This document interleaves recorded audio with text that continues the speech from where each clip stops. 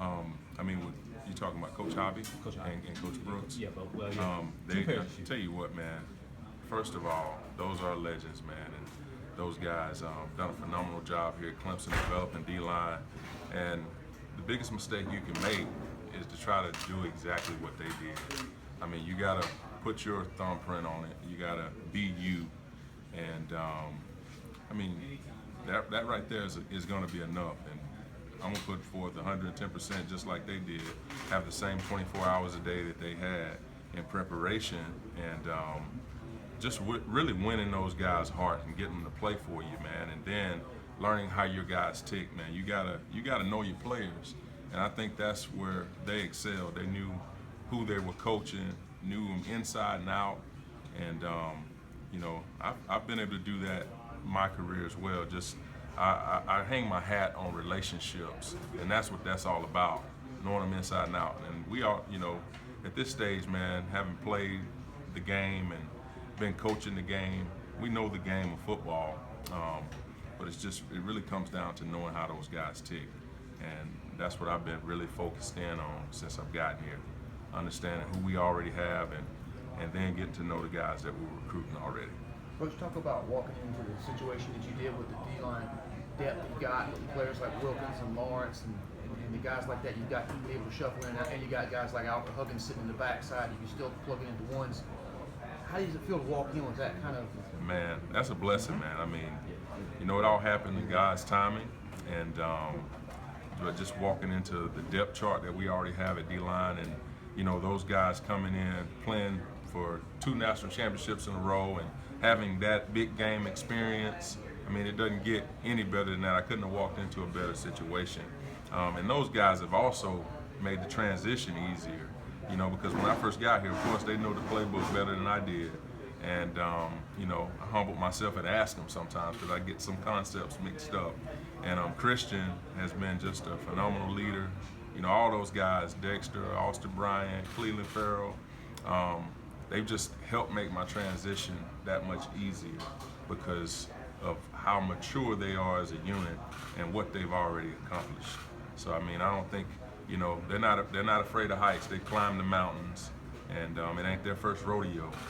And they've really made the transition smooth for me. Christian said he interviewed you before. Did he grill you pretty hard? Was he pretty pointed with his questions? Man, that was the first time I met him, man, and that was our first meeting, sitting down one-on-one. And he asked me some questions about football, but then he also asked me about 5 questions about my family. And I just had them all over to the house to eat on Friday, and cooked tacos for them. That's my specialty. And A lot of tacos. oh yeah, it was definitely a lot, and we didn't have much left over because we had all the DNs and D tackles over. So that was a great experience. And again, you just grow every day and get to know and build those relationships. And you can't force that. You gotta just create those opportunities and you know, be there for them, and then give them opportunities to be there for you. And that's what we've done. How do you approach this? Do you approach it like, okay, this is a new job and I've had new jobs before and I can do this? Or is it like, oh my gosh, it's you know, I'm joining the national champions and we've got a full cupboard out there and, you know, I can't screw it up. What's the... Oh man, I just approach it, man, like it's a blessing, man. Yeah. You know, we all blessed. Each morning we wake up with the breath of life. And you just gotta take it and make the most of it. And try to end the day empty, you know, having given everything you got to your guys. And that never stops. You redo it, you know, you reload the next day and you do it all over again. And that's how you maximize opportunity. You know, as Coach Swinney always says, man, you prepare for your breaks. And then when they come, man, you're prepared and you're ready for them. And that's what I've been doing, you know, since I stopped playing the game. I mean, that never stopped for me. Always felt like I had to work hard for opportunities. Even going back to my playing days at Alabama, I mean, I hadn't had anything given to me, nothing ever come easy. And I share those life experiences with my players every day, man, just preparing and being ready, because you never know. And when it's staring you in the eyes, you don't want to cower to it. You don't want it to break you. So that's what I try to put in them, everything that I've been given. How do you think your experience at Jacksonville State is going to help you at Clemson? What are some things that you picked up there that you'll transfer over here? Well, we were really good up front at Jacksonville State, and we had good players for that level, and I mean, just again, taking those opportunities that I had to learn how players tick and learning how to push the right buttons on all different types of kids, because you can't coach them all the same way. And that was the 3 years I was there at Jacksonville State. I had a well range of players, had transfer players who came from places like that were at the level of Clemson, you know, and the Alabamas of the world, the Auburns of the world, and had a chance to see how those guys tick. And it wasn't much different as far, because football is football. You're still 11 men on the field, and it's just a higher level. And you know, the talent level is what you know. You got guys here that can do exactly what you say, whereas you know, everybody at the FCS level may not be able to do a technique that you've learned in the NFL from whenever you were playing there. So I mean, that's the major difference. I mean, and that's really what, you know, it prepared me. It gave me opportunity to coach guys who not all the time can you know, not everybody at the FCS level gets a shot. You know, a lot of guys at the FBS level, you know, if you can play, you're going to get a shot. They're going to see you because you're going to play against top-notch talent every day and every week in and week out. And that's the biggest difference. And that's really how it prepared me, man, learning how to, you know, to find ways to teach a guy so that he gets it. Talk about the difference in that talent. What about recruiting? The difference between recruiting there and now the resources you have at Clemson. Oh man, that's amazing. I mean, you know, whenever I came to Clemson, man, I already had like, and this is just an example.